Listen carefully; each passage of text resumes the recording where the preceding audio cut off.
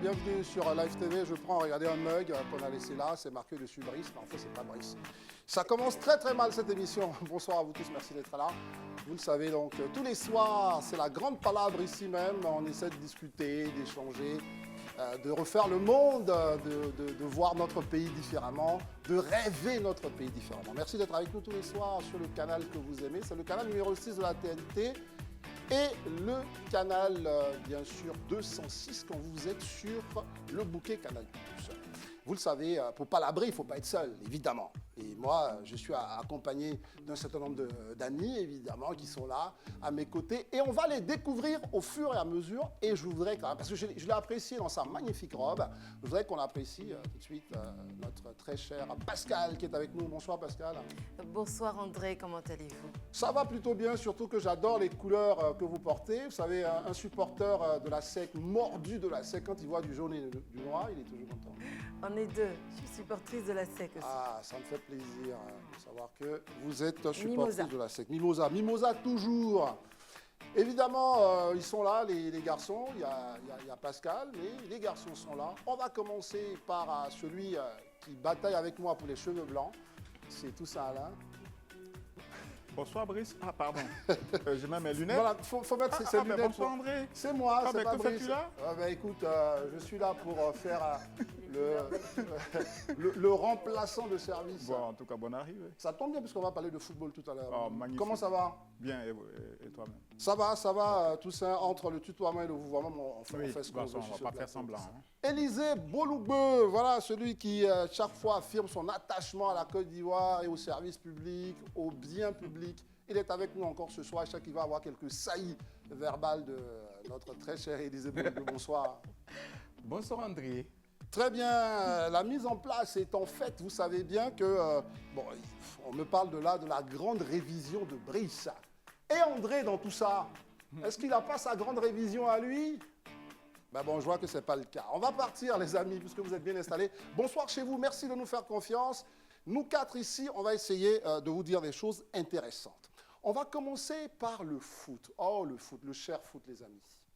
Vous vous en êtes rendu compte cet après-midi, c'était on va dire le branle-bas, le combat dans les rédactions sportives, parce que la Côte d'Ivoire a sorti une liste. Et cette liste-là, écoutez, elle fait un peu parler. Mais d'abord, je voulais quand même vous présenter le contexte. C'est que la Côte d'Ivoire va jouer 2 matchs. Le 24 mars, donc, du côté donc, de Bouaké, ce sera face donc, à nos amis du Comore. Et puis, à la suite de cela, le 28 mars, ah non, attends, je regarde bien ou pas? Oui, le 28, il se déplace au Comore. Le 28, il se déplace maintenant au stade donc, Malouzini.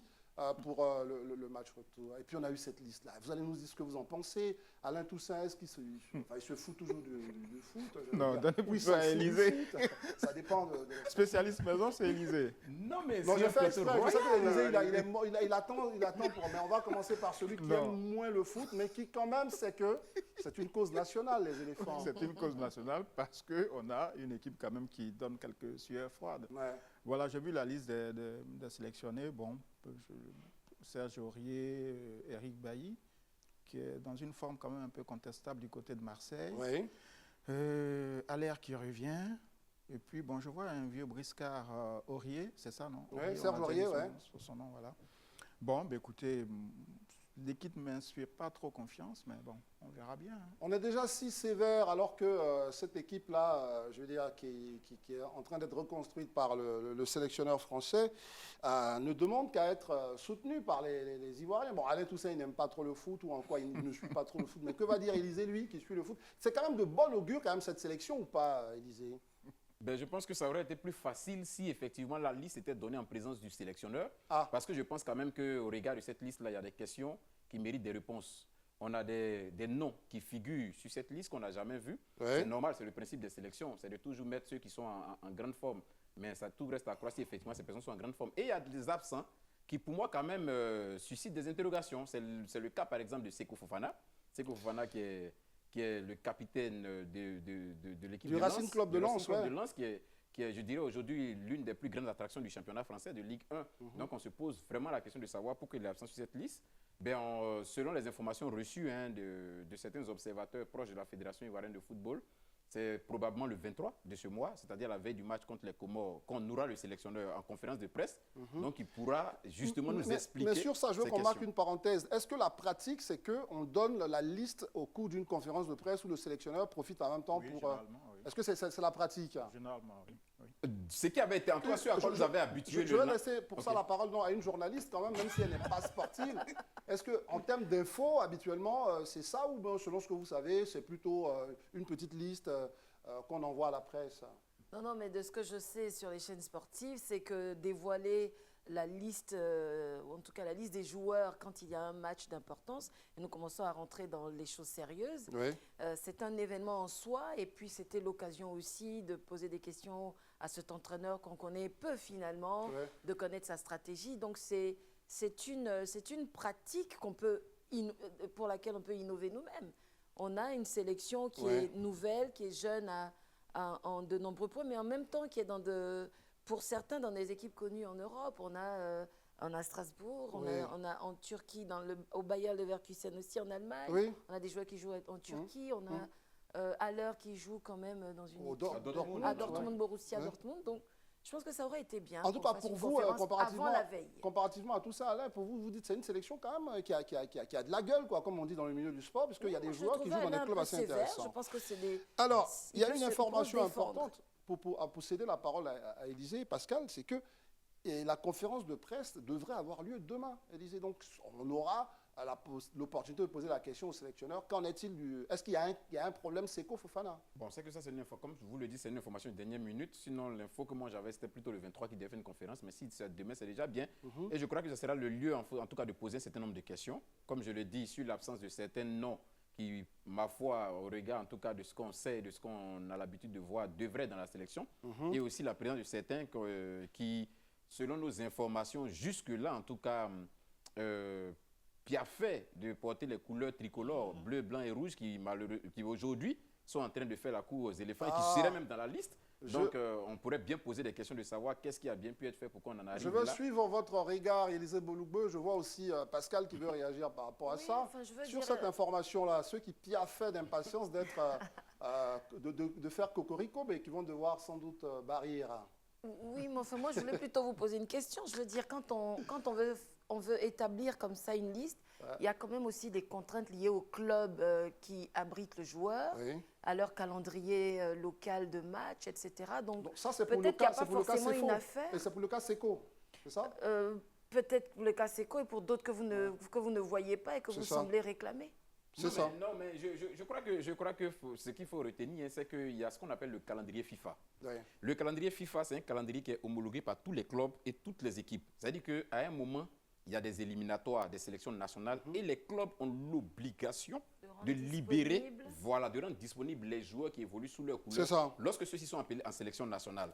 Et donc, dans ce calendrier-là de FIFA-là, il est prévu effectivement des éliminatoires à cette période-là. Nous, au niveau de la Confédération africaine de football, on a nos qualifications par rapport à la CAN, parce que le match que les éléphants vont jouer face aux Comores, quand bien même on est pays organisateur, s'inscrit dans les éliminatoires de la Coupe d'Afrique, en fait. La CAN 2023 qui se jouera au mois de janvier prochain en Côte d'Ivoire. Donc, c'est un match qui compte pour les éliminatoires. Donc, logiquement, tous les joueurs qui sont censés être appelés par leur sélection devraient être libérés par leur club. Donc, c'est pas vraiment la question du calendrier des clubs qui bloque. Donc, ce n'est pas une question de joueurs qui a été bloqués. On va quand même essayer de parcourir cette liste. Alain Toussaint a commencé à nous déjà parler de certains anciens. On les connaît, ce sont les tauliers de l'équipe. Mais il y a quand même quelques nouveaux, mais on va commencer par le plus emblématique de cette liste. C'est bien sûr Jonathan Bamba. J'apprécie le gardien de la SEC qui vient, c'est un national, c'est intéressant. Mais parlons quand même de ce Jonathan Bamba qui il a de belles performances à Lille. On l'aime beaucoup, mais on a entendu, et ça je vais me tourner vers Toussaint Alain, qu'il, dans un premier temps, il préférait jouer avec l'équipe de France. Est-ce que finalement nous sommes, on va dire... Bon, on ne peut pas me prendre en France, je vais jouer vers la Côte d'Ivoire. C'est quelque chose souvent que vous observez, que vous n'appréciez pas, il me semble. Oui, en fait, je pense qu'on a pas mal d'Ivoiriens, des binationaux qui ont déjà joué dans des sélections espoirs, notamment en France et même en Suisse. Moi, j'en connais quelques-uns. En Allemagne également, qui finalement ne sont pas sélectionnés par les équipes nationales de ces pays-là.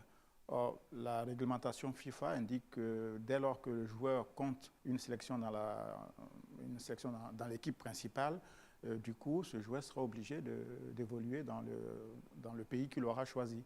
Et je pense que c'est une bonne opération pour la sélection nationale. Maintenant, est-ce que ce nouveau joueur aura la capacité de s'acclimater, de s'habituer au nouvel environnement dans lequel il évolue? Oui. C'est quand même un élément important parce qu'il ne s'agit pas d'avoir été avec les espoirs de l'équipe de France pour penser qu'on peut donner des résultats probants. Tout ça, Alain, c'est pour ça qu'Élisée, qui est quand même notre grand spécialiste de foot sur ce plateau, on va bien lui demander, est-ce que finalement, Jonathan Bamba, il n'arrive pas dans un environnement qu'il ne connaît pas et ses performances peuvent en pâtir? Est-ce que c'est cette préoccupation d'Alain Toussaint, vous l'entendez ou pas? Je pense que les éléments pour moi qui sont des éléments qui pourront être déterminants pour son acclimatation, c'est déjà l'accueil qu'il va recevoir en sélection nationale. Ça, c'est très important déjà.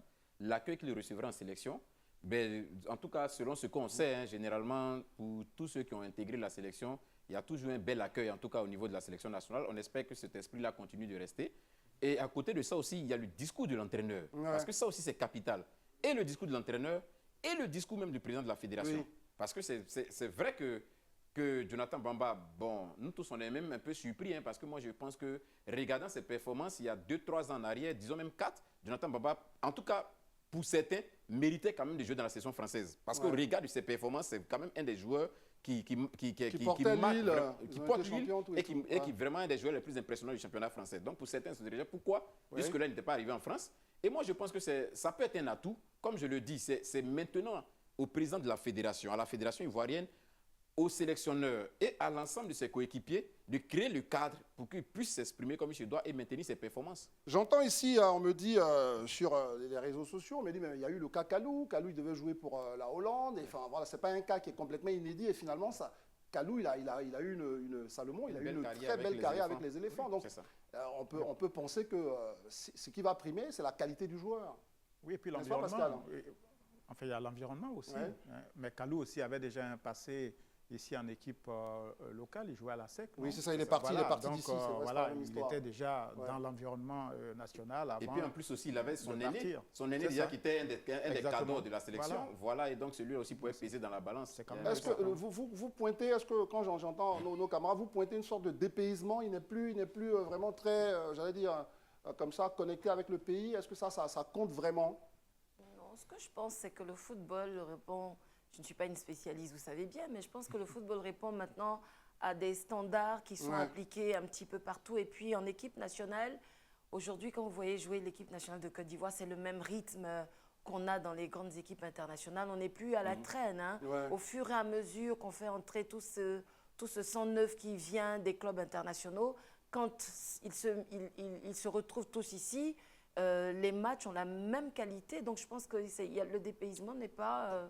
quelque chose qu'on peut prendre en ligne de compte. Elle n'est pas spécialiste, mais elle vient de dire quand même quelque chose que diraient les meilleurs coachs. Le football... J'essaie de m'en sortir dans ce débat. Le football reste le football. Mais une chose est sûre, est-ce qu'on peut avoir un mot pour cet Ivoirien, ce local, Folie, le gardien de la SEC, qui est sur cette liste? C'est prime à ses belles performances durant le CHAN. Et donc là, tout ça allait en parler. Là, finalement, on peut être satisfait du fait que quand même le football national, c'est-à-dire le championnat, il n'est pas négligé. Quand il y a des performances, on a droit à l'équipe nationale. Oui, mais André, ce que vous dites est tellement juste que je pense même que c'est vrai que je ne ferai pas la fine bouche, mais pour moi, il y a certains même joueurs du CHAN qui méritaient leur place dans cette sélection. Moi, pour moi, au regard de leur performance, je me rappelle de ce jeune attaquant qui, pour moi, reste le coup de cœur. Franchement, le coup de cœur du CHAN, dont le nom m'échappe un peu, qui portait le numéro 20.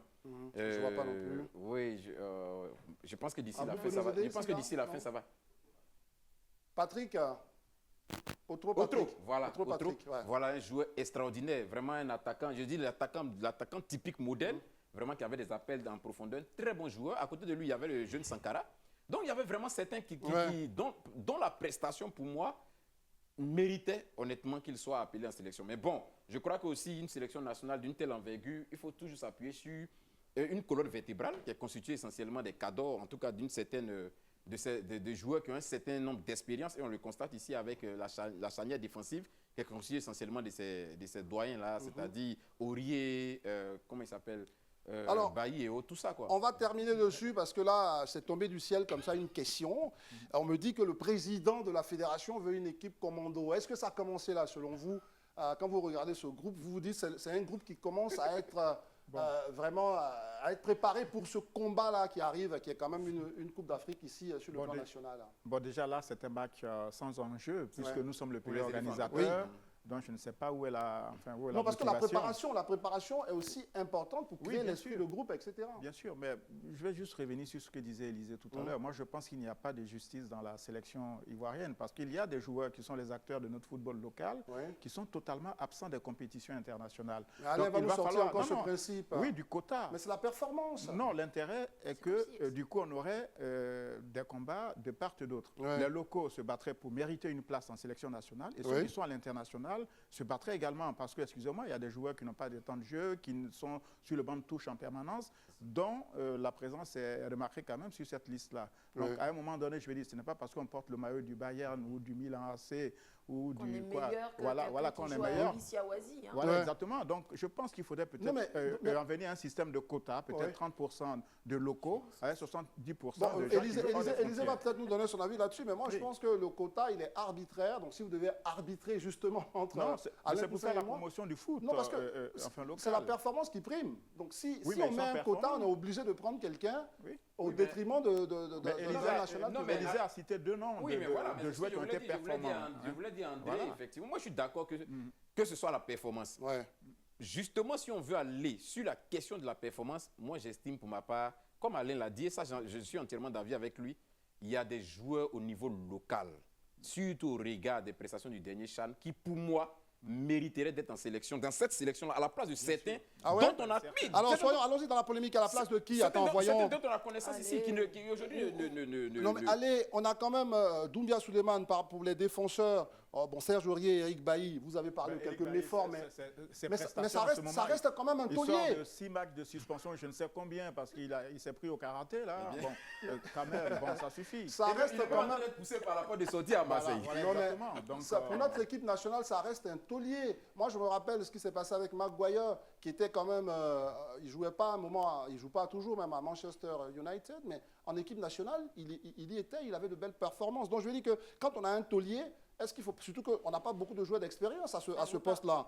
Donc derrière, on a Doumbia Souleymane, Conan Gislain, Odilon. Quand même, je me dis, ça fière allure quand même cette défense de cela veut dire mais ils sont bons. Non, mais cela veut dire qu'on ne donnera jamais leur chance à d'autres. Parce que si on doit à chaque fois s'accrocher aux anciens sous le prétexte qu'ils auraient de l'expérience, qui seraient des tauliers, voilà, cela pose quand même un problème. Je Très pense bien. qu'il faut mettre le pied à l'étrier, au propre comme vous figurez, à ceux qui sont dans les championnats national ici. Ok, ben en tous les cas, le débat est ouvert, vous l'avez entendu. Une fois qu'on publie la liste des éléphants, on se demande est-ce que ce sont les meilleurs? Le sélectionneur pense que c'est le cas. En tous les cas, le président de la fédération, lui, s'attend à ce que ce groupe puisse relever c'est pas la liste définitive pour aller à la CAN. Non, on est d'accord. Juste pour les matchs, elle se prépare. On verra, parce qu'on a 8 mois encore pour préparer cette équipe-là. Il est où le sélectionneur? Il est toujours à l'étranger ou il non, est mais sur le demain, territoire? on confie, en tout cas, certains sites ont bien affiché une conférence de presse demain du sélectionneur. Donc, à Abidjan ou à Paris? Abidjan.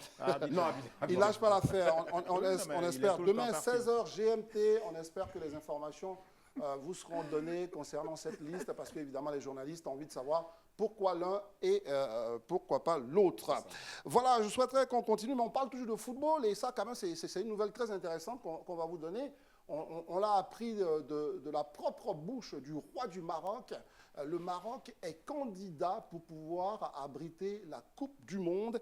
Et ça, quand même, les amis, en 2030, ce serait donc 3 pays, et ça, c'est là aussi l'histoire qui pourrait être très belle. Ces 3 pays donc, autour de la Méditerranée, donc l'Espagne, le Portugal et le Maroc, qui se retrouveraient à organiser la Coupe du Monde. Et ça, quand même, là, ça vous fait plaisir. Hein. Je commence par le panafricaniste. Hein. Oui. qui va faire la paix avec ses autres frères de la Méditerranée. Mais bien sûr, c'est une annonce qui a été faite par le roi Mohamed VI lors de la remise du prix de l'excellence de la Confédération africaine de football. Ouais. Bon, le Maroc a toujours rêvé être un membre à part entière de l'Union européenne, et je pense qu'au travers du football, ce pays pourra peut-être obtenir en partie voilà, la réalisation de ce projet. Mais je pense que c'est une bonne chose. Ouais. Parce qu'une Coupe du Monde, c'est une compétition d'envergure qui nécessite d'énormes moyens, qui nécessite aussi d'avoir les publics pour assister aux différentes compétitions. Et je pense qu'en mettant en place cette espèce d'organisation à 3 têtes, Maroc, Espagne, Portugal, qui sont bien entendu au sud de l'Europe également. Je pense que c'est une bonne chose. Tout ça, Alain, vous n'avez pas compris ma petite pointe quand je parlais de panafricanisme. Pourquoi? Parce que beaucoup se seraient posé la question, moi je viens vers vous, beaucoup se seraient posé la question, mais pourquoi ils ne s'associent pas à l'Algérie, à la Tunisie, à l'Afrique du Sud et ils le font avec des pays qui sont hors du continent. Sur ça, est-ce que vous pensez qu'il y a un débat qui est quand même pertinent? Oui, je pense qu'à 3 points de vue, il y a un enjeu diplomatique, parce que vous savez, il y a la question du Sahara occidental qui avait brouillé, si vous en souvenez, le Maroc avec l'Espagne pendant un moment. Avec l'Algérie, c'est continuel, mais avec l'Espagne, ça s'était un petit peu brouillé parce qu'ils avaient reçu le dissident du Sahara occidental pour des soins et le Maroc avait, en représailles, ouvert ses frontières pendant un long moment. Si vous vous en souvenez, il y avait eu une ruée vers les frontières maroco-espagnoles. Je pense que là, ils se sont bien rabibochés parce que le Premier ministre espagnol s'était rendu au Maroc. Et puis, donc, il y a le message diplomatique vis-à-vis il y a le message diplomatique pour dire que c'est bon, on s'est rabiboché. Il est sportif aussi, il est économique, parce qu'une Coupe du Monde, et ce n'est pas rien, hein, vous voyez ce que le Qatar vient de réaliser, ça demande énormément de fonds, mais ça en draine aussi.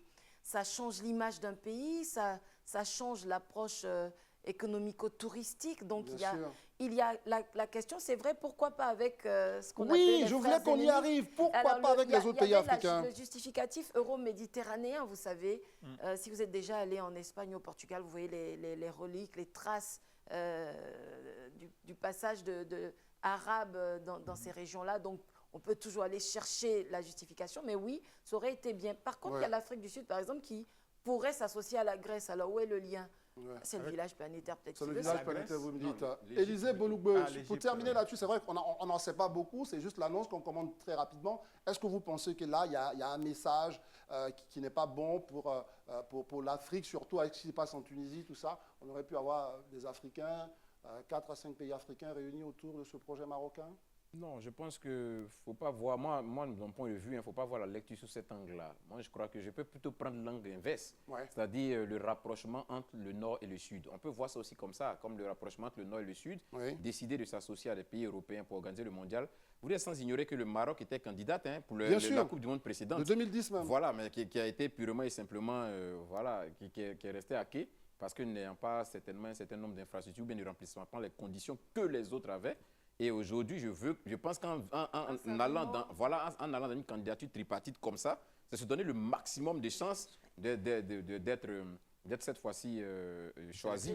Très bien. Cette fois-ci choisi.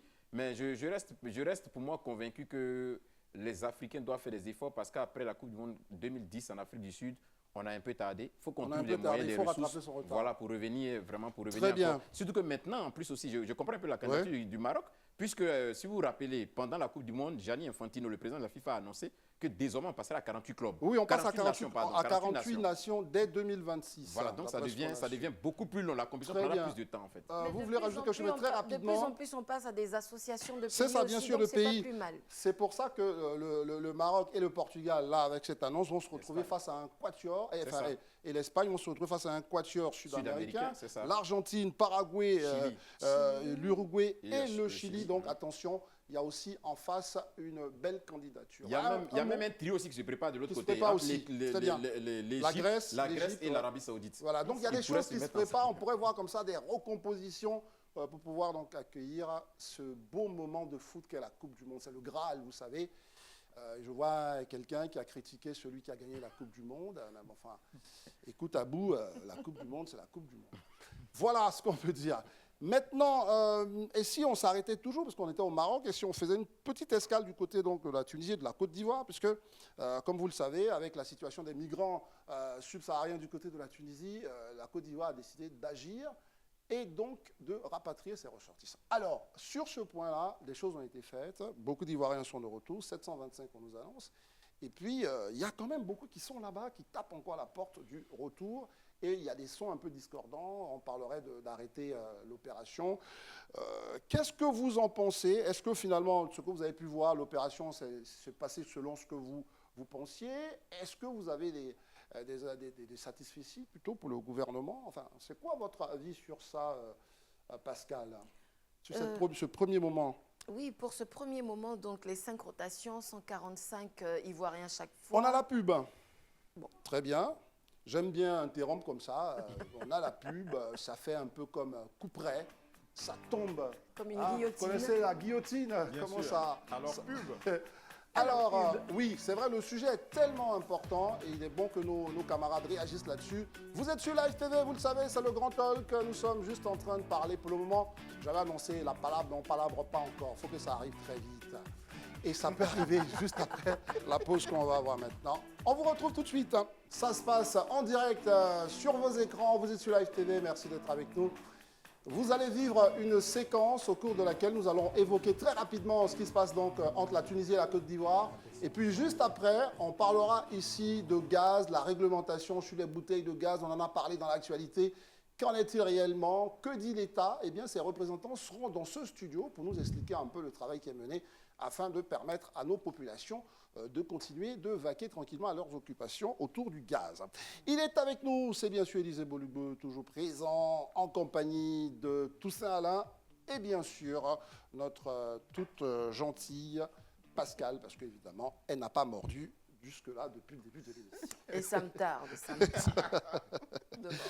Alors, est-ce qu'elle va mordre? On nous dit qu'ils sont 725 à être revenus de Tunisie à la suite donc, de ces navettes créées par le gouvernement ivoirien. Ils sont venus, mais on parle de entre 2000 et 2600 Ivoiriens qui sont du côté de la Tunisie. Est-ce que tout ça, ça va dans le bon sens pour vous, les amis? Oui, je disais que le gouvernement a tenu parole, a joué son rôle, a fait ce que tout gouvernement qui se respecte devait faire en pareille situation, a pris donc soin de ses ressortissants dans une situation qui devenait intenable, une situation de crise, crise africaine, crise même internationale, parce que je pense que c'est une posture de la part de la Tunisie et du président tunisien qui ont choqué, mais après les réactions, ça c'est une autre histoire. Pour ce qui concerne les Ivoiriens qui sont arrivés, donc il y a l'humanité qu'on a mis au devant de tout ceci avec l'accueil à l'aéroport des responsables du ministère des Affaires étrangères, la prise en charge à l'INJS avec un parcours sanitaire, un parcours d'insertion professionnelle, de prise en charge. Donc tout a été fait pour que le retour soit le moins traumatisant possible dans la mesure des circonstances. Maintenant, il y a l'effet appel d'air aussi. Il faut être réaliste. Ça peut faire que des gens qui avaient envie de retourner de toute façon en Côte d'Ivoire et qui ont là la possibilité, excusez-moi du terme, de profiter d'un convoi en tout cas national, de revenir. Peut-être qu'ils avaient ça en projet, mais qu'ils n'avaient pas l'opportunité de revenir. Il n'y a pas de visa entre la Tunisie et la Côte d'Ivoire. Donc, ils pourraient revenir et repartir aussi. Bien sûr. Alors, Élisée Bolugbe, 5 rotations depuis donc l'annonce du gouvernement qui a débloqué donc 1 milliard, histoire un petit pécule, et puis bon, voilà, tout ce que cela coûte à la compagnie nationale Air Côte d'Ivoire. Alors, pour vous, après ces 5 rotations, on est plutôt bon? Non, on n'est pas bon. Ouais. Parce que la dernière fois, je me souviens encore de l'intervention du directeur général de la diaspora sur ce plateau ici, qui lui-même, je dirais de sa propre bouche, a indiqué qu'officiellement, on tournerait autour de 6 000 Ivoiriens en Tunisie. Si tant est que les informations qui nous sont données ici, à savoir 2000 à 2600 Ivoiriens. Ça, c'est ce que dit le ministre délégué aux Affaires étrangères. Exactement, souhaite rentrer en Côte d'Ivoire. Je crois qu'il faut qu'on prenne les dispositions. Si c'est avéré qu'effectivement, ce sont des Ivoiriens, pour que ces Ivoiriens rentrent, surtout que c'est une instruction du président de la République qui a toujours dit ici qu'il ne laissera jamais un Ivoirien en détresse à l'étranger qui souhaite revenir au pays. Donc je crois que l'État est en train de s'organiser. Je ne serais pas surpris que dans les semaines à venir, disons, au sortir des conseils de ministres à venir, que des décisions soient prises dans ce sens-là pour permettre effectivement à ces Ivoiriens qui souhaitent rentrer de revenir.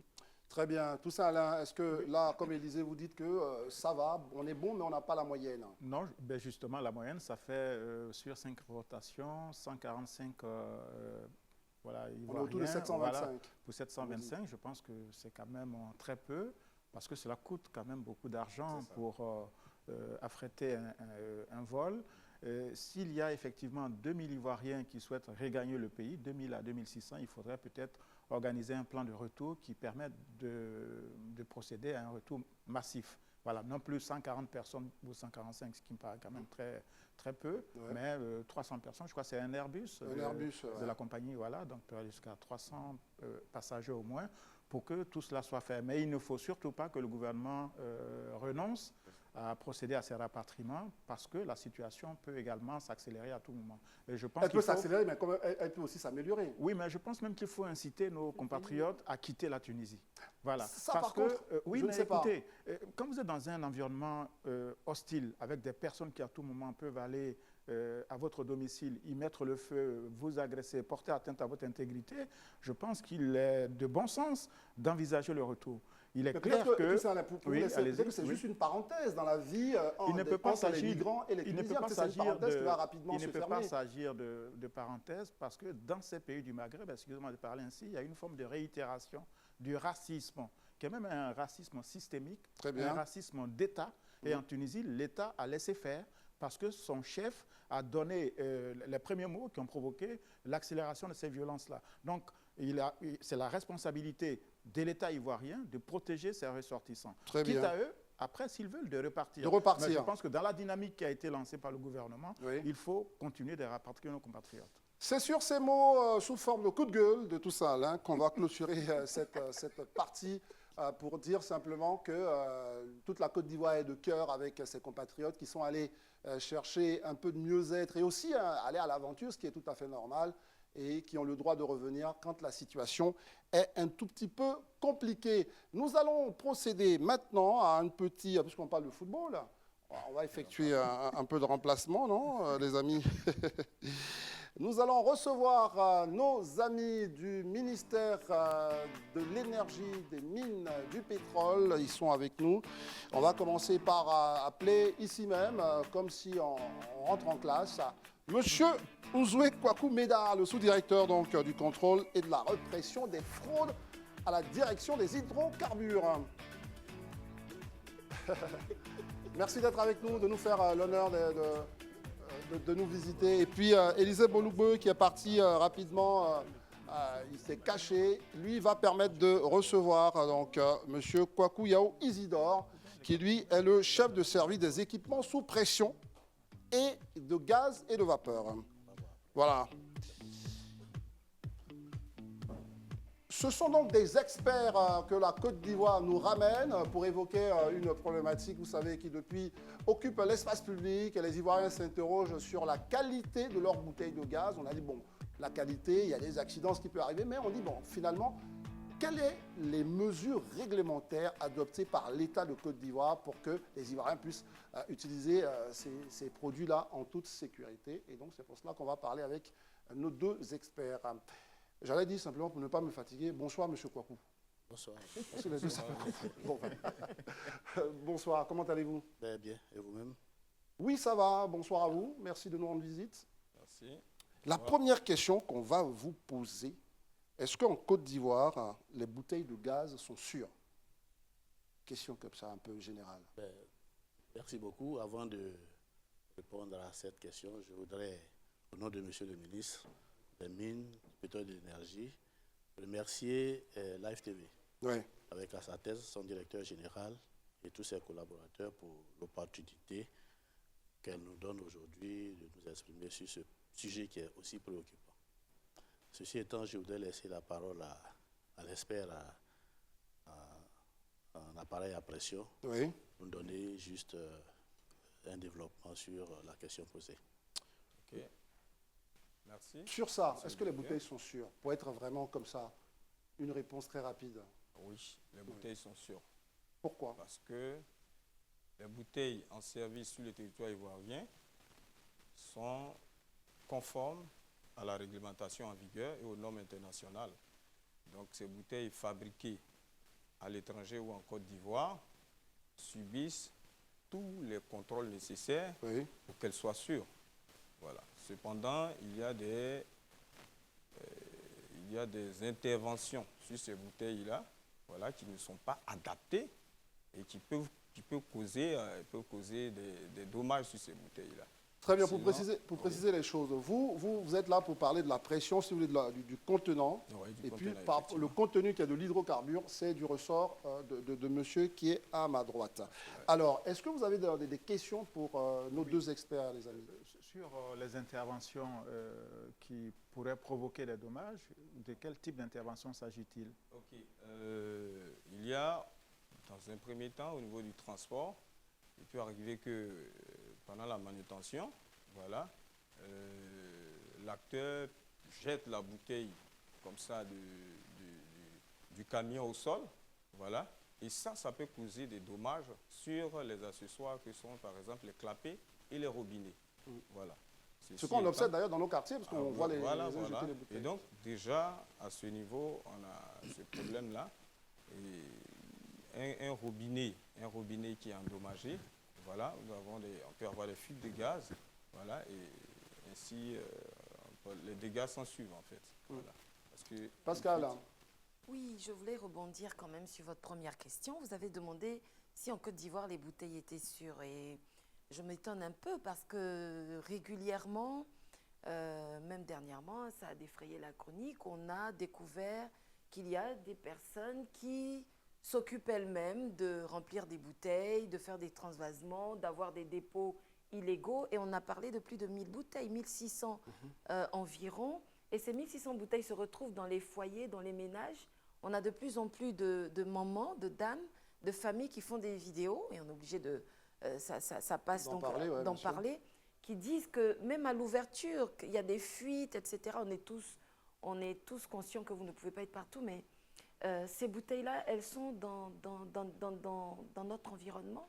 Comment expliquer ce phénomène? Comment expliquer que des gens puissent arriver à transvaser, à manipuler les bouteilles de gaz sans être agréées? Voilà, effectivement, les opérateurs, voilà, les opérateurs qui sont sur la ligne de distribution, voilà, comme dans toute activité humaine, il peut y avoir des acteurs véreux, voilà, et donc par ce phénomène, voilà, ils arrivent dans l'arrière-cour de leur site de vente, voilà, ils arrivent à transvaser, voilà, je veux dire, sans autorisation de l'administration, bien sûr. Voilà, et donc c'est le faisant, voilà, ils endommagent également, puisque ce n'est pas avec du matériel adéquat. Voilà, et donc ils peuvent également endommager, comme je le disais tantôt, ils peuvent endommager les clapets et les robinets de ces bouteilles-là. Voilà.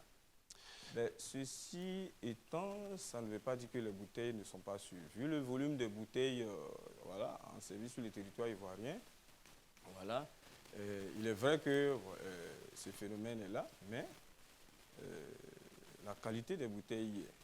Généralement. Généralement, bien sûr. Ouais. Voilà, comme dans tous les domaines de la vie, il y a toujours quelques... Est-ce que vous avez la possibilité de tracer ces bouteilles? C'est-à-dire, quand les opérateurs les mettent sur le marché, est-ce qu'on est en mesure de savoir quelle est l'origine de la bouteille, par exemple, qui est à l'origine d'un accident? Est-ce que, justement, la mise à disposition de ces hydrocarbures-là, il y a, comme dit Toussaint Alain, il y a une possibilité de contrôler qui a émis quoi et comment ça se fait? Oui, déjà, il faut dire que tous les dépôts qui sont, n'est-ce pas, chargés de revendre ces gaz sont autorisés, donc contrôlés par l'administration. Et donc, tous ceux qui le pratiquent sans, n'est-ce pas, cette autorisation sont, n'est-ce pas, hors la loi. Et donc, comprenez que nous ne contrôlons que les dépôts qui sont autorisés. Oui. Voilà. Donc, quand vous dites contrôler, c'est-à-dire que une fois que vous avez autorisé, mais ceux qui font des pratiques illégales, vous avez l'occasion ou l'opportunité de leur mettre le grappin dessus. Absolument. Parce que quand vous dites contrôler, c'est ceux à qui vous donnez l'autorisation. Absolument. Alors, juste, pardon, Pascal a cité tout à l'heure l'exemple de 1600 bouteilles saisies par, par les gendarmes. Est-ce que vous avez la possibilité de savoir à qui ces bouteilles avaient été livrées, de sorte à établir leur responsabilité dans ce qui a été découvert? Bon, d'abord, je précise que c'est avec la collaboration de la gendarmerie que la direction des hydrocarbures a opéré cette opération, a fait cette opération Ce n'est pas seulement la gendarmerie, c'est une collaboration. Et ça porte sur plus de 2600 bouteilles. D'accord, 2600. Voilà, 2600 bouteilles. Et donc, nous avons mis le grappin sur les responsables qui sont aux mains de la justice. Voilà. D'accord, donc du coup, vous savez... Oui, allez-y. Pardon, qu'est-ce qu'ils ont cours comme... que dit la législation quand on s'adonne à ça? Il y a des peines qui sont prévues, notamment, il y a des dispositions de la loi 92, en son article 4, qui prévoit une peine d'emprisonnement allant de 15 jours à 1 an et une amende allant de 100 000 à 500 000 francs. Moi, la question que je vais vous poser, quand un phénomène notamment illégal comme ça prospère, on pose toujours la question de la disponibilité. Est-ce que nous sommes dans une situation de tension sur le gaz en Côte d'Ivoire? Donc, on va poser la question de la disponibilité. Est-ce qu'il existe beaucoup de gaz en Côte d'Ivoire? Absolument, il y a du gaz. Il y a du gaz. Et depuis l'avènement du président Ouattara, vous savez, je ne sais pas, il n'y a pas encore, de ma bonne mémoire, une pénurie de gaz. Les dispositions sont prises. Aujourd'hui, nous avons une rotation d'un butanier par semaine, assurée par la Petroci. Et donc, je peux rassurer la population ivoirienne que le gaz est disponible. Le gaz est disponible, mais finalement, puisque tous a parlé de responsabilité, on n'est pas encore vraiment parti là-dessus, quelles sont les responsabilités, ou du moins les conditions requises pour être aujourd'hui un distributeur agréé de gaz? Que faut-il pour être distributeur et vendeur, enfin. Et même transporteur aussi. Justement, on va faire la part des choses. Nous allons remonter, je vais vous expliquer tout doucement. Déjà, il faut connaître les acteurs de la chaîne de distribution. Très bien. Voilà. Nous avons l'État qui, par le biais de la Petroci, approvisionne le marché en gaz. Ensuite, nous avons les marketeurs qui sont les distributeurs. Et pour être marketeur, il faut avoir un agrément délivré par le ministère en charge des hydrocarbures. Après les marketeurs, nous avons les mandataires, c'est-à-dire les intermédiaires entre les marketeurs et les revendeurs. Et ensuite, nous avons les revendeurs. Et puis, au bas de cette chaîne-là, nous avons la population. Donc, pour être marketeur, comme je l'ai dit tantôt, il faut détenir un agrément. Et l'agrément est délivré par le ministère en charge des hydrocarbures. Très bien. Ça coûte de l'argent? Combien ça coûte? Non, pas du tout. Ça ne coûte pas de l'argent. C'est des documents, c'est seulement le capital qu'on demande. C'est un capital de 200 millions, mais ça ne coûte pas de l'argent. C'est une caution? C'est un capital qui est libellé et entièrement certifié par acte notarié. C'est ce que nous savons. Monsieur le directeur, le chef de service, vous, le sous-directeur, pardon, chef de service et vous, est-ce que justement la chaîne de contrôle, ou du moins le contrôle, s'arrête au niveau de l'agrément que vous donnez? Parce que jusque celui qui tient une petite boutique dans nos quartiers, quel est votre niveau justement de contrôle sur tout cela? Je n'avais pas fini de développer. Allez-y alors. Donc je disais qu'il y a d'abord le marketeur qui a un agrément. Ensuite, lorsqu'il a l'agrément, il va solliciter une demande pour créer un centre emplisseur. Et après avoir créé le centre emplisseur, il fait ce qu'on appelle le remplissage de ses bouteilles. Et donc, nous arrivons à cette deuxième phase, qui est la distribution. Pour faire la distribution, il y a deux voies. Il y a la distribution par voie directe, c'est-à-dire par les stations-service que les marketeurs ont créées, ou bien par les mandataires. Les mandataires qui disposent de dépôts. Et ces dépôts sont aussi autorisés par l'administration en charge des hydrocarbures. Un mandataire qui a un dépôt qui n'est pas autorisé ne peut pas être livré. Et donc, c'est comme ça que ça se passe. Ensuite, il y a les revendeurs. Et tous les revendeurs ont des dépôts qui sont autorisés par l'administration en charge des hydrocarbures. Donc, je vais dire, dans la chaîne, tous ceux qui interviennent dans la distribution sont autorisés, y compris les transporteurs eux-mêmes. Comme Madame l'a dit, effectivement, pour transporter les bouteilles de gaz, il faut une autorisation du moins donnée par l'administration en charge des hydrocarbures. Pour les camions palettisés que vous voyez, il y a des normes de sécurité qu'ils doivent respecter. Et donc l'administration, après avoir fait toutes ces visites, délivre une autorisation pour le transport. Donc dans toute la chaîne, l'administration est présente. Donc vous nous garantissez que l'administration a les moyens qu'il faut pour contrôler l'ensemble de la chaîne? Absolument. Surtout pour ceux qui sont légalement installés, qui sont dans nos fichiers. Non, allez-y, Pascal. Oui, en fait, là, ce que vous dites, c'est... Et je pense qu'il ne faut pas jeter le bébé avec l'eau du bain. On est bien conscient qu'en Côte d'Ivoire, il faut le reconnaître, on a une disponibilité du gaz, on a une bonne distribution, une bonne couverture nationale. Mais il y a aussi qu'il faut prendre en compte que parfois dans les quartiers, on voit des dépôts de gaz qui sont vraiment dans le quartier, dans les maisons, à proximité. C'est une maison en fait parmi tant d'autres. On ne voit pas la spécificité. De plus en plus, on ne voit pas la spécificité des conditions de sécurité qui sont mises pour qu'il y ait un dépôt de gaz. On va permettre à l'un d'eux de répondre parce que c'est vraiment très très important, les dépôts qu'on voit comme ça dans nos quartiers. Qu'est-ce que doit faire le consommateur quand il voit que son voisin du jour au lendemain a ouvert un dépôt de gaz dans sa cuisine? Monsieur Yao Isidore. Ok, comme monsieur le directeur l'a annoncé tout à l'heure, voilà, dans la chaîne de distribution, il faut avoir tous les documents nécessaires pour ouvrir son... On ne va pas revenir là-dessus, mais maintenant, pour dans les quartiers. Voilà. Les différents revendeurs dans les quartiers, voilà. Il est vrai que tous n'ont pas les documents requis. On nous parle d'un certain nombre de mètres carrés, etc. Oui, effectivement. Voilà. Il arrive que, comme je l'ai dit tantôt, des acteurs véreux, voilà, se cachent dans les quartiers et voilà, la population, ne sachant pas qui est autorisé et qui ne l'est pas, va faire son approvisionnement auprès de ceux-là. Voilà. C'est pourquoi. Dans ces conditions, est-ce que vous je voudrais ajouter quelque chose pour dire qu'avant, n'est-ce pas, de donner l'autorisation à un revendeur, effectivement, il y a une visite de site qui est effectuée par nos services techniques. Elle est systématique? Ben oui. Et qu'est-ce qu'elle exige, cette visite-là? Disons, le local, déjà, l'emplacement, et puis les conditions de stockage des bouteilles, parce qu'il faut, n'est-ce pas, un endroit aéré, compte tenu de l'inflammation. C'est des produits explosifs. Je vais vous expliquer. Et très souvent, qu'est-ce que les gens font? Ils peuvent vous envoyer vers un site qui répond aux normes. Et pour des raisons qu'on ignore, après avoir obtenu les documents, ils se déplacent. Voilà, c'est là la difficulté.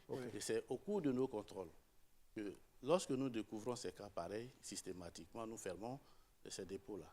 Et c'est ce qui se passe. Très bien.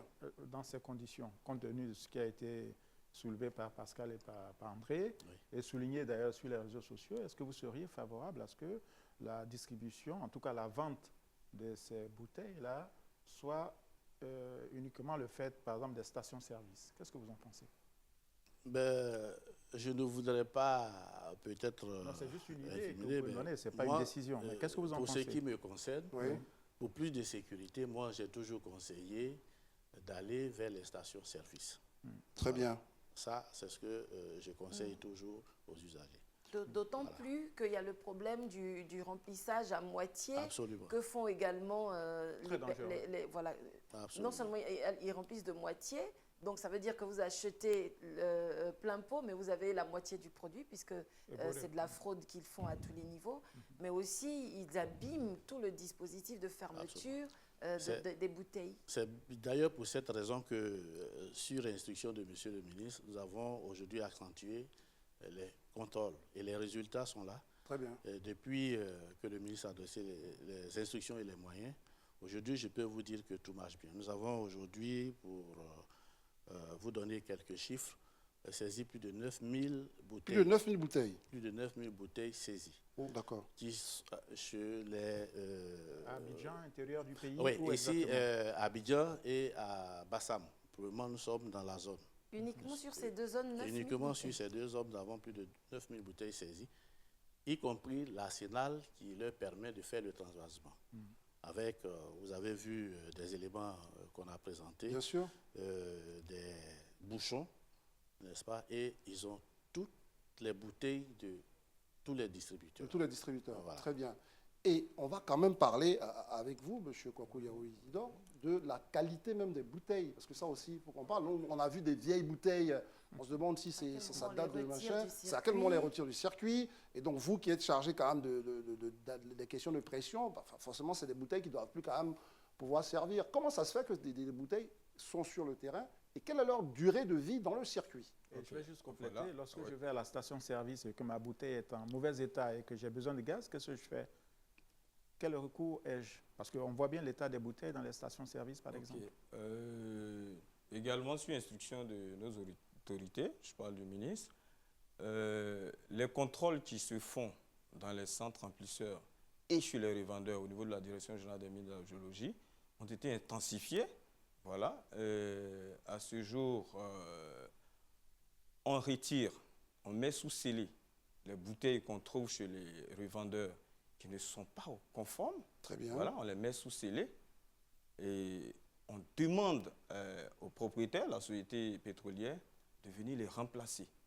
C'est-à-dire dans nos opérations, on détecte ces bouteilles à l'aide de certaines méthodes. Voilà, on peut savoir déjà que cette bouteille qui aurait dû, ou bien qui est en butée de preuve hydraulique, c'est-à-dire les tests hydrauliques qu'on fait chaque 5 ans sur chaque bouteille pour vérifier que cette bouteille est apte voilà, à servir encore. Voilà. Si ce test n'a pas été fait à la date qu'il faut et que la bouteille est chargée, on saisit la bouteille, on la met sous scellé, on demande à la société propriétaire de venir la chercher. On fait également des opérations sur toutes les bouteilles pour chercher, pour vérifier l'étanchéité, oui, au niveau des clapets et des robinets. Voilà. Quand il y a une fuite, si on fait le constat de la fuite, on les saisit également et on fait appel aux opérateurs pour venir les chercher. Permettez mes camarades, vous voulez terminer là-dessus juste rapidement parce qu'on a un point très important sur la bouteille de Fétou qui va nous prendre peut-être 5 minutes de discussion. Si vous voulez rajouter un élément et puis on va rentrer sur cette affaire de bouteille de Fétou. Ok, on peut... La bouteille de Fétou, beaucoup de nos concitoyens font des vidéos, se plaignent. Est-ce que cette bouteille ne doit pas être retirée par rapport même à sa constitution? Certains disent que c'est difficile de pouvoir intervenir là-dessus en cas de pépin, etc. Cette bouteille de Fétou, est-ce que vous pouvez nous garantir que c'est une bouteille qui répond à toutes les mesures de sécurité? Ok.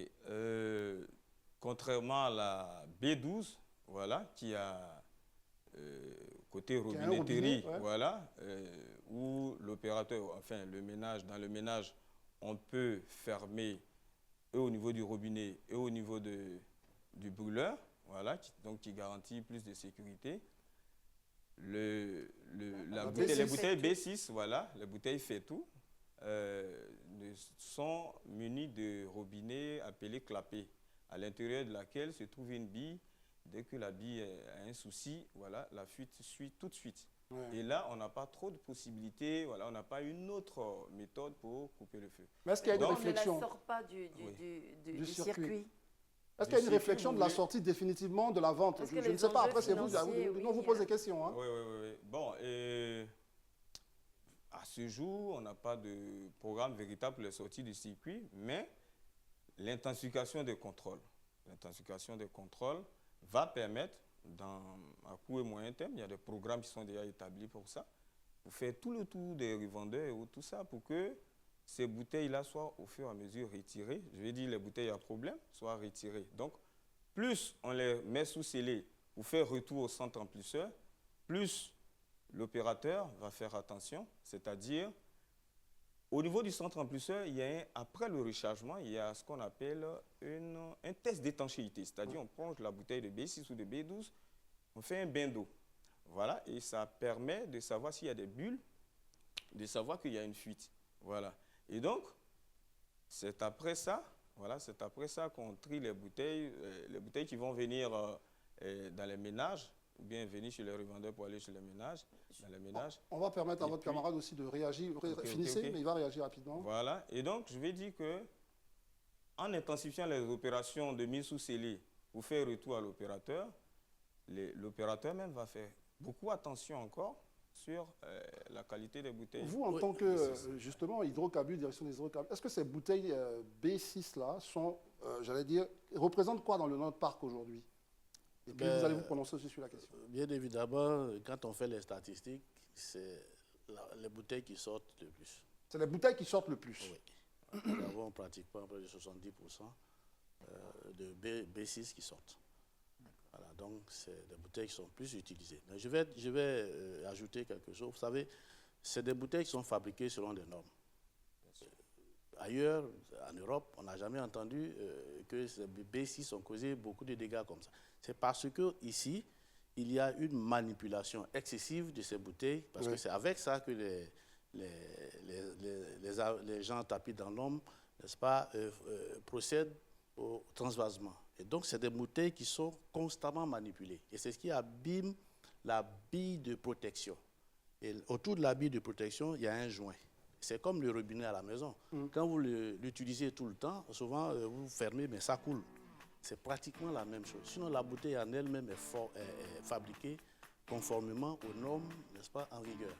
Très bien. Je vois qu'on a vraiment, on ne pourrait pas utiliser une émission entière à vous interroger, mais on vous laisse sur 2 mots que vous pouvez nous dire à nos concitoyens concernant justement le gaz en Côte d'Ivoire. Qu'est-ce que vous pouvez leur dire là pour terminer? Je voudrais d'abord encore réitérer les remerciements et dire que le ministre, monsieur le ministre, apporte un intérêt particulier, n'est-ce pas, à ce phénomène. Et donc nous pouvons rassurer les Ivoiriens que des dispositions sont prises pour les sécuriser davantage. Parce que nous avons trop souffert, n'est-ce pas, de ces dommages. Et nous ne voulons plus de morts dans nos quartiers, nous ne voulons plus de morts dans nos familles. Et rassurez-vous que les dispositions ont été prises. Et vous verrez, n'est-ce pas, la direction des hydrocarbures sur le terrain constamment pour qu'on évite ce genre de dommages. Au niveau de la Direction générale des mines et de la géologie, c'est à peu près le même message. Tout à fait. Oui. Avec les équipements que monsieur le ministre met à disposition, voilà, de la DGMG, les contrôles seront plus intensifiés, voilà, et les contrôles inopinés chez les revendeurs comme chez les marketeurs pétroliers, voilà, seront de plus en plus fréquents et les résultats seront là. Les résultats, nous allons les constater ici même, puisque vous allez sans doute nous faire l'amitié de revenir pour que nous en parlions. À l'instant, donc, vous aviez donc en face de vous, très chers téléspectateurs, M. Kwaku Yao Isidore, chef de service des équipements sous pression, gaz et de vapeur, donc à la Direction générale des mines et de la géologie, et notre sous-directeur du contrôle de la répression des fraudes à la Direction générale des hydrocarbures. Ils ont essayé de rassurer la Côte d'Ivoire sur nos capacités, justement, en matière d'utilisation de gaz. Alain Toussaint veut ajouter, vous êtes de quelle direction au niveau des mines? Non, c'est juste pour parler, juste pour parler du reportage qui a certainement conduit au démantèlement de ces réseaux. Ça, quand même, il faut le dire. Il y a problème. Il y a problème. C'est Live TV. André John qui en sont les On s'en va. L'autre nous presse. Live TV est au cœur donc, de la vie de nos concitoyens. Et on en parle encore tout à l'heure avec d'autres sujets et d'autres rendez-vous, dont la réception de l'ambassadeur de Mauritanie dans un instant. Merci à vous tous. On vous retrouve juste après la pause. Nous sommes de retour dans le studio du Grand Talk, ici même, dans l'auditorium de Live TV. Vous avez vu en plusieurs décors durant cette année. En fait, on est riche de nos décors. C'est ce que vous devez comprendre, les amis. Je pensais qu'on était des migrants. Des migrants. Ouais, c'est vrai, ça aussi, on aurait pu le dire. Et qu'on allait être Merci rapatriés. en tous les cas d'être avec nous sur Live TV, nos différents canaux, vous le savez. Vous pouvez aller sur le bouquet canal ou encore sur la TNT, 206 pour l'un, 6 pour l'autre. Élisée Boloubeux, elle est avec nous, elle, c'est Pascal. Et puis, évidemment, il y a Alain Toussaint. Il y a une chose qui s'est passée à l'université, c'était la paix après la bagarre. Elle a été gentille de dire la bagarre, la paix après la guerre, entre des étudiants, des associations d'étudiants finalement, puisqu'il y a la FESI d'un côté, et il y a l'AEMC, des musulmans. Est-ce que tout ça, ça vous a fait craindre le retour des heures sombres sur le campus ou pas? Vous vous êtes dit... Il faut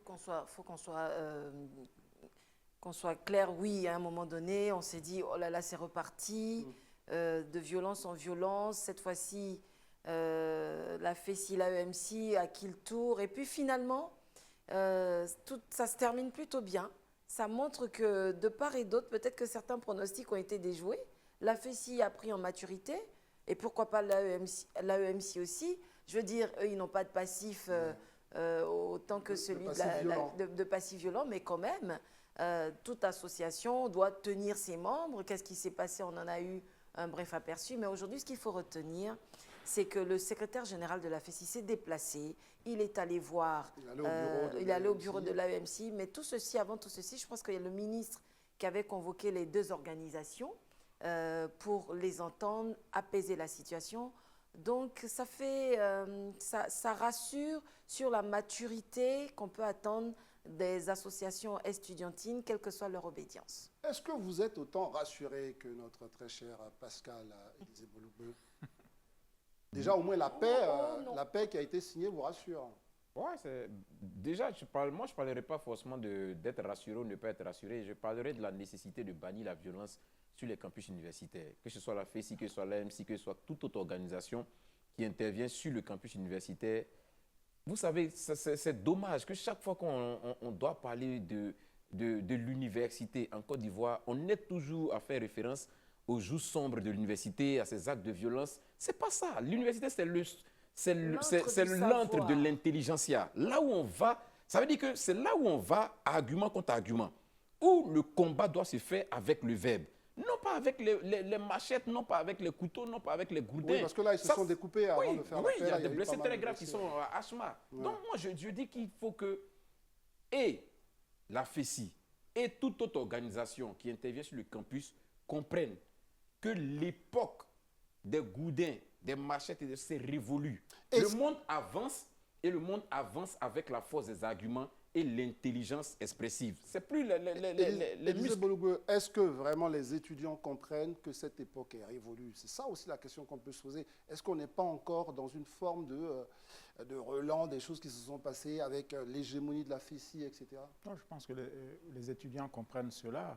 Quand on va quand même sur le campus, il y a un calme qu'on observe, une ambiance studieuse. Seulement, il y a des syndicats qui font la loi. Et d'ailleurs, je vois une opposition entre deux syndicats. L'un qui serait une association d'étudiants musulmans et la FESI, elle est de quelle obédience religieuse? Je ne comprends pas. Voilà. C'est un syndicat donc, qui est là. Alors, donc, l'opposition porterait sur quoi? Est-ce sur les idées, sur la volonté de préempter le territoire du campus? Tout serait parti de l'organisation de comment vous appelez ça, d'un examen blanc qui devait nécessairement susciter qu'on paye, en fait. Donc, une manne financière quelque part en bas. Mais ça, ce n'est pas acceptable. Ce n'est pas acceptable, vous dites. Voilà, ce n'est pas acceptable. C'est un débat qu'on pourrait donc rouvrir ici même sur Live TV. Vous le savez, tout ce qui concerne la vie de nos concitoyens est débattu sur nos antennes et vous êtes toujours nombreux à être en notre compagnie pour en parler. Vous serez encore là juste après cette pause pour le journal télévisé et nous reviendrons puisque nous serons en compagnie de l'ambassadeur de la Mauritanie en Côte d'Ivoire, Mohamed Abdallahi Khatra, qui sera avec nous pour nous parler d'amitié entre les peuples de Côte d'Ivoire et de Mauritanie. A tout de suite. Cela fait exactement 1h30 que nous sommes installés dans ce studio et c'est à ce moment que j'ai pu avoir mon mug avec marqué André. C'est dire que j'ai pris le pouvoir. Merci d'être avec nous, les amis, pour cette émission ce mercredi 15 mars. C'est le Grand Talk avec nos amis qui sont là. On passe un moment à décrypter l'actualité, à échanger avec vous autour de notre vie commune. Élisée Boloubeu est toujours là, il n'a pas bougé de sa place, il est accompagné. Bon, accompagné, c'est une façon de parler, hein.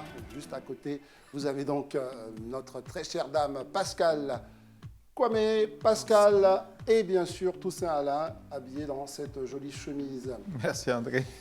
Une importante personnalité donc nous a rejoint ici dans ce studio, puisque vous le savez, nous vous l'avions annoncé, l'ambassadeur de Mauritanie serait avec nous, donc son Excellence Monsieur Mohamed Abdallahi Khatra ou Khatra. Khatra, voilà, vaut mieux dire le K parce que dans certaines langues arabes, on ne le prononce pas. En tout cas, merci de nous faire l'honneur de nous rendre visite. La Mauritanie et la Côte d'Ivoire, des axes de développement, une coopération. On se rappelle en 2021, quand vous preniez votre lettre de créance, vous avez fait la promesse à la Côte d'Ivoire de raffermir nos liens. Et ça, vous y tenez. Tout à fait. Merci beaucoup, mon frère. Je vous remercie d'abord pour m'avoir invité dans votre auguste chaîne, Live TV, et pour me donner l'occasion de parler des relations bilatérales qui unissent les deux pays, la Mauritanie et la Côte d'Ivoire. Comme vous l'avez dit, cela fait exactement moins de 2 ans que je suis là. J'ai présenté mes lettres de créance le 29 novembre 2021. Et depuis lors, j'estime que je suis devenu en droit d'œuvrer à renforcer cette coopération bilatérale qui a toujours été excellente au cours des différentes années, mais qui a pris un véritable élan ces dernières années, particulièrement ces dernières années où les deux chefs d'État, nos deux chefs d'État, le président Mohamed Cheikh Ghazouani et le président Alassane Ouattara, ont eu à s'échanger des visites et ont donc œuvré à renforcer cette coopération. Comme vous l'avez dit, ces relations remontent aux années 1960, oui, les années d'indépendance. Et le témoignage en est certainement, vous avez toujours vu, certainement, vous n'êtes pas si vieux. Oui. Depuis votre jeunesse, vous auriez dû voir les Mauritaniens chez vous. Mais moi, je suis né dans mon quartier, je suis né à Port-Boué. Il y a eu toujours des Mauritaniens qui nous font donc justement le plaisir de nous gratifier de tout ce dont on a besoin. Mais ils y sont jusqu'aujourd'hui. C'est dur que c'est très fort quand même cette relation. C'est très fort, c'est très fort. Effectivement, cette relation est très forte. Et comme je l'ai dit, ça remonte aux années d'indépendance et peut-être même avant. Ce sont deux peuples unis par la fraternité, unis par la géographie, unis par pratiquement tous les facteurs, la religion, et donc qui ont toujours eu de très bonnes relations. Très bien. Très bien, Son Excellence. Toussaint Alain. Monsieur l'ambassadeur, quels sont les axes de cette coopération entre vos deux pays, au niveau économique, au niveau culturel, au niveau social et autres? Qu'est-ce qui aujourd'hui porte cette relation? Cette relation est multiforme. La relation est multiforme en ce sens qu'il y a plusieurs accords qui remontent d'ailleurs aux années 1970. Les premiers accords remontent aux années 70 et qui concernent essentiellement la circulation des personnes et des biens, le libre commerce entre les deux pays, les échanges commerciaux, et qui concernent d'autres domaines, particulièrement des domaines vitaux. La pêche, la Mauritanie, comme vous le savez, est un pays qui est connu pour ça, comme étant l'un des plus grands producteurs au monde du poisson, et dont la qualité aussi du poisson est reconnue. Il y a des échanges dans ce domaine-là. Il y a des échanges au niveau d'autres domaines. Et comme je l'ai dit, ces accords concrétisent cette... Vous savez, la Mauritanie s'est retirée de la CEDEAO depuis un certain nombre d'années. Mais malgré ça, le Mauritanien, ici, jouit d'un statut particulier en Côte d'Ivoire. Ils sont combien? Vu, comme je l'ai dit, ces relations, c'est la dénote de la force de ces relations et qui donc prouve que... Et la même chose, c'est réciproque. Les Ivoiriens jouissent aussi du même traitement en Mauritanie. C'est ça. Mon collègue a posé une question très intéressante. Est-ce qu'on estime la communauté à combien comme ça en Côte d'Ivoire? Officiellement, on l'estime à 60 000, à plus de 50 000. De 50 000 qui sont enregistrés auprès de l'ambassade. Et on parle même jusqu'à parler du chiffre de 80 000. Mais en tout cas, c'est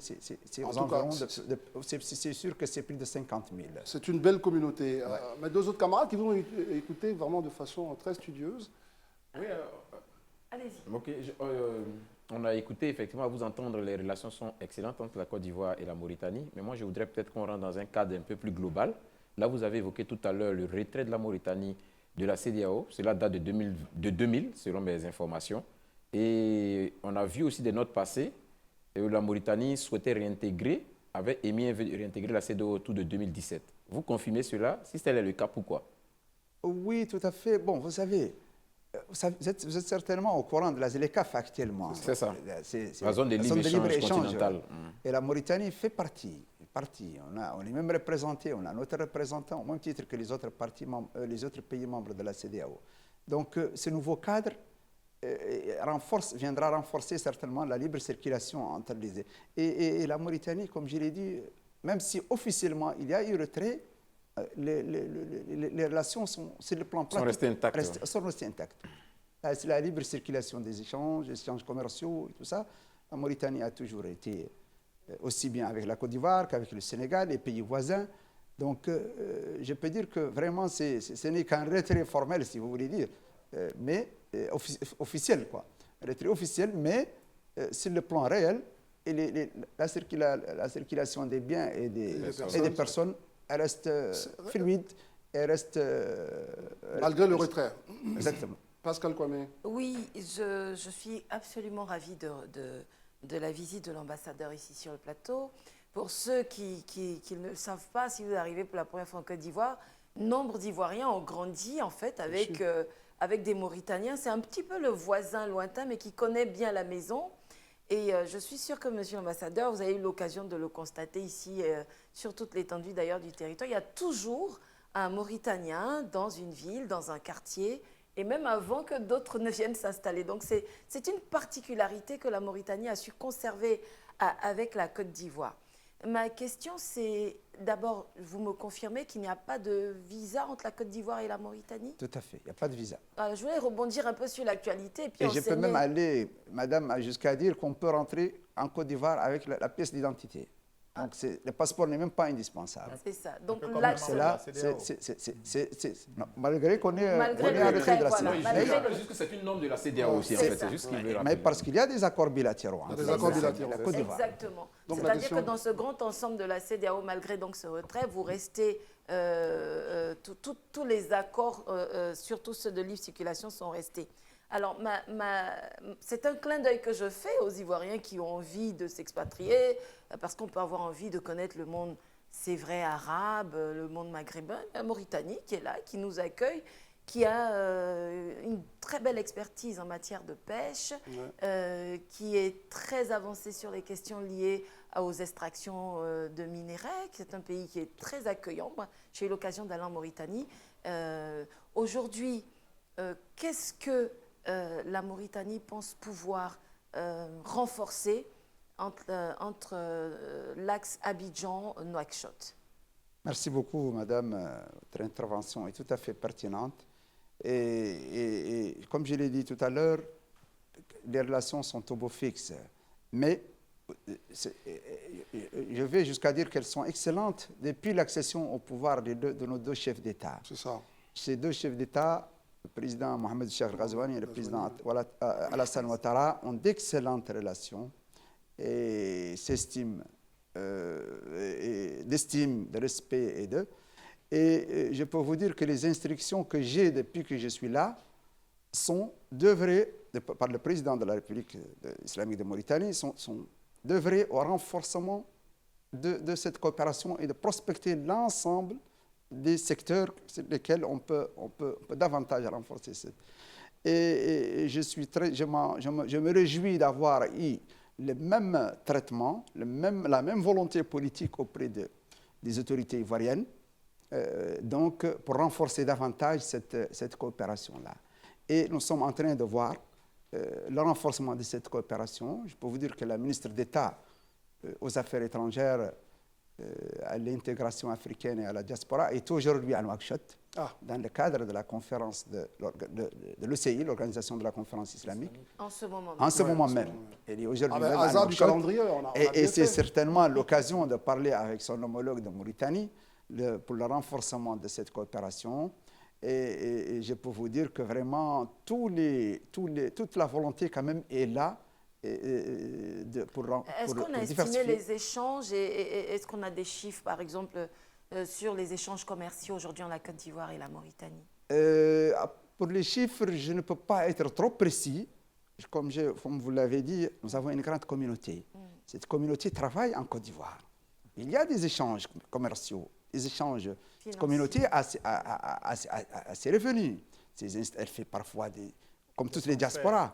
Elle fait des transferts de façon régulière dans son pays. Mais justement sur ça, est-ce que, et beaucoup se posent la question, est-ce qu'il y a une organisation type à laquelle serait mêlée l'ambassade pour les boutiques? Parce qu'on a le sentiment que tout ça est bien structuré. En tout cas, c'est un exemple de maillage du territoire que font les Mauritaniens.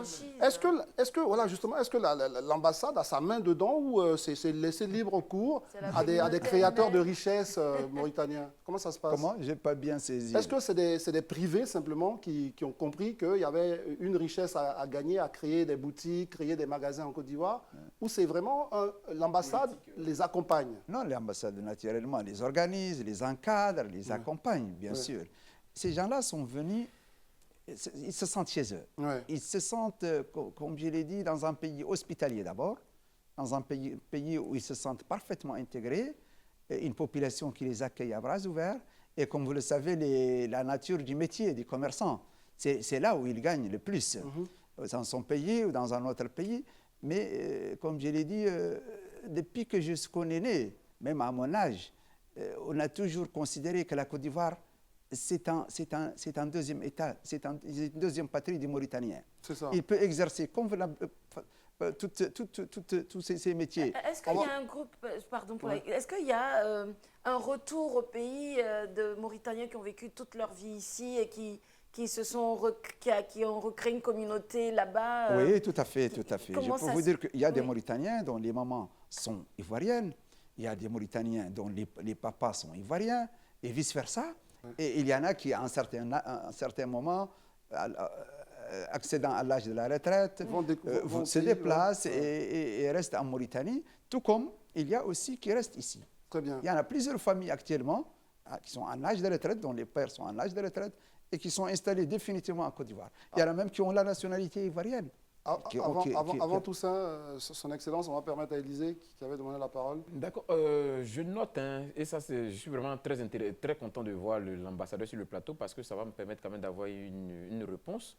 Je me suis toujours posé la question, comment la Mauritanie s'arrange-t-elle pour ne pas être dans l'œil du cyclone ou bien pour ne pas subir la menace terroriste, alors que la quasi-totalité des pays aux alentours, que ce soit le Niger, que ce soit le Mali et tous les autres, aujourd'hui sont en proie au terrorisme. Est-ce que la Mauritanie est secret?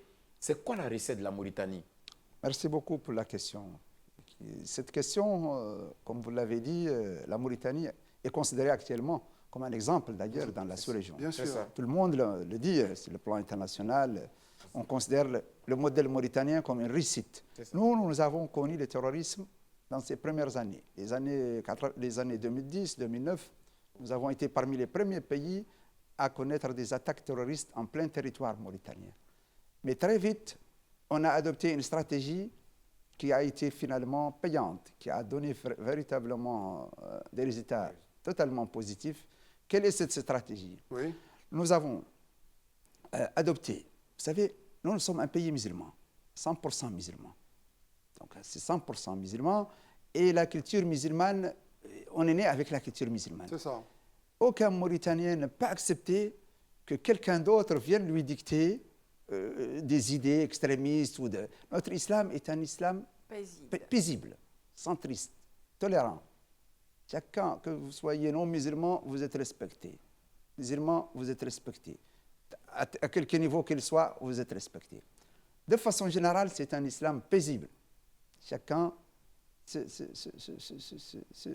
considère musulman, respecte son frère avec tout le respect qu'il lui faut. Qu'est-ce qu'on a adopté finalement? Pour revenir justement au vif de la question.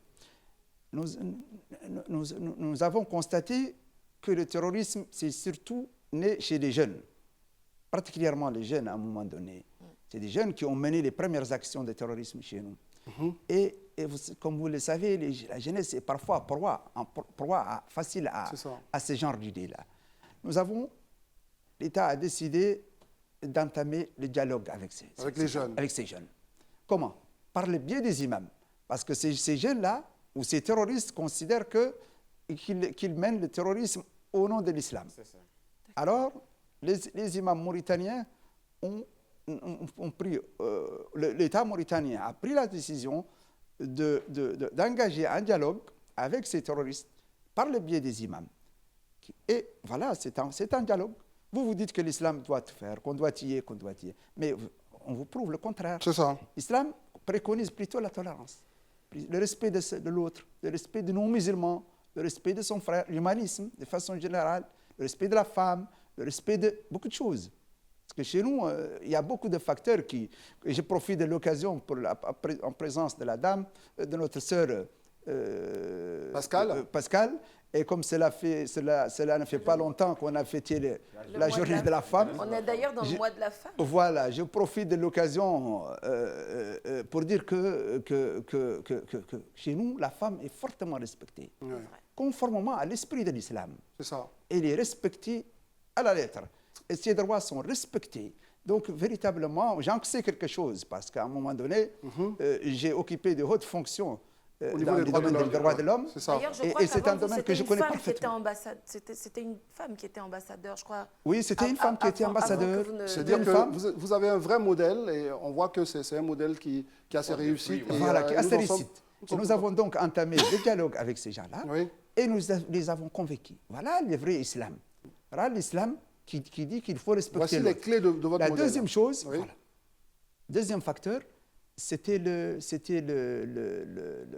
aussi, nous avons des instituts islamiques. Nous avons beaucoup les mahadras. De centres d'enseignement. Il faut connaître vraiment le livre sacré, c'est ça. Voilà, l'enseignement. Et chez nous, ces mahadras préconisent l'islam réel, l'islam centriste, l'islam respectant. Et c'est vraiment l'antithèse du terrorisme que nous avons actuellement ou que nous connaissons actuellement. Très bien, Son Excellence. On va permettre à Toussaint Alain de vous relancer sur une autre question.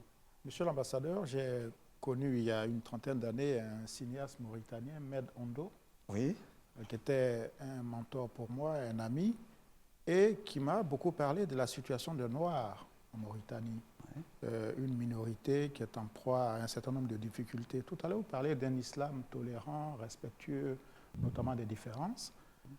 Mais il semble qu'avec les années, ces difficultés-là n'aient pas totalement disparu et que les Noirs soient toujours ostracisés dans votre pays. Donc, qu'est-ce que vous pouvez répondre à cela? Deuxième point, pas loin de la Mauritanie, des Noirs encore, eux, d'Afrique subsaharienne, sont conduits à fuir la Tunisie. En tant qu'ambassadeur en Côte d'Ivoire, qu'est-ce que cela vous inspire comme sentiment? Donc, deux questions sur la situation des Noirs en Mauritanie et sur la situation des Noirs subsahariens en Tunisie.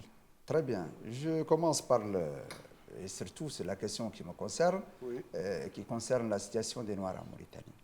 Comme je l'ai dit tout à l'heure, je suis premier responsable des droits de l'homme au titre du gouvernement. J'étais commissaire des droits de l'homme à l'action humanitaire et aux relations avec la société civile, qui est en poste de ministre, membre du gouvernement, en poste de ministre. Oui.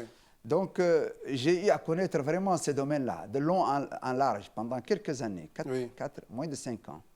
Et je peux vous dire que ce dossier-là n'est pas... Vraiment, le dossier n'est pas cette approche n'est pas correcte. Excusez-moi le terme. Puisque je ne veux pas jusqu'à nier ce que vous dites, mais je vais vous exposer. En fait, est-ce que la situation a évolué? Elle a évolué positivement. Totalement. À un moment donné, comme dans toutes les sociétés, dans toutes nos sociétés africaines, même les autres sociétés, il y avait des rapports, c'est des rapports socio-économiques.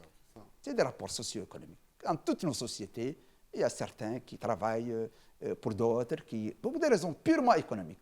Mais cette situation, actuellement, en Mauritanie, n'existe plus. Les textes, au niveau du droit, au niveau institutionnel, au niveau de l'État, le racisme, ou ce que vous appelez... L'esclavage, exactement. L'esclavage, tout ça, ce n'est plus systémique. Totalement prohibé. Absolument. Les lois l'interdisent formellement, formellement et avec rigueur. Tout celui qui prétend ou qui peut être victime d'un traitement quelconque. Comme je vous l'ai dit, je connais bien le domaine parfaitement. Comme j'ai beaucoup défendu les dossiers de la Mauritanie à Genève, dans les milieux des droits de l'homme. Je connais parfaitement. Tout traitement, dégradant même, est formellement interdit. Formellement proscrit. Et ça, donc, institutionnellement, ça n'existe plus. Ça, c'est une Sur la Tunisie. Sur la Tunisie, très rapidement, en 1 minute. Sur la Tunisie, je ne peux pas vous dire exactement. Je ne sais pas exactement ce qui se passe. Si vraiment je ne suis pas trop dans le bain Mais en tant que défenseur des droits de l'homme, laissez un peu l'habit du diplomate, mais en tant que défenseur des droits humains, qu'est-ce que vous inspire la situation le fait que vos compatriotes africains amenés à quitter le pays? Surtout que je rajoute juste une question. Rappelez-vous, il y a quelques semaines, vous avez fêté justement les tous journées les pays arabes, les journées culturelles arabes. Donc, il y a un vrai lien. Donc de voir certains frères quitter un pays arabe pour rentrer dans des difficultés, qu'est-ce que ça vous inspire? Écoutez, personnellement, je ne peux pas considérer qu'un frère arabe ou africain puisse maltraiter son frère, personnellement. Et comme vous l'avez dit, en tant que aussi bon connaisseur des droits de l'homme, mais je sais que ça ne peut pas être. Ça ne peut pas. C'est vraiment, les conditions, je ne les connais pas. Comme vous l'avez dit, je sais qu'il y a le respect total. Je sais que vous avez parlé tout à l'heure des journées culturelles, que nous, on a organisé, et j'ai fait partie de ce groupe-là, 15 pays qui ont organisé des journées culturelles ici. C'est justement dans le but du rapprochement des cultures. Nous avons la même culture, sur tous les plans. Nous avons le même esprit de tolérance. Et chacun de nous doit s'approcher de l'autre pour le connaître. En tout cas, monsieur l'ambassadeur, son excellence, monsieur l'ambassadeur, vous rendez compte, cet espace peut nous permettre de débattre, de parler de nos pays, surtout qu'on les aime. En tout cas, moi, je vous dis merci au nom de tous mes camarades et collègues ici d'être venus nous partager votre passion de l'Afrique, de l'unité de l'Afrique. En tout cas, cette chaîne vous est ouverte chaque fois que vous aurez envie de parler, de lancer un message à l'ensemble de nos concitoyens. C'est à vous qu'on a essayé de parler durant ces 2 heures. Merci d'avoir été attentif à ce qu'on a dit ici. On l'a fait comme on sait le faire tous les soirs. Et Élisée Boloubeu, bien sûr, Toussaint Alain et ma très chère Pascal Kwame étaient avec vous et moi-même André Bois. L'émission revient demain et vous serez évidemment avec Brice Sano. Merci à vous et à très très bientôt.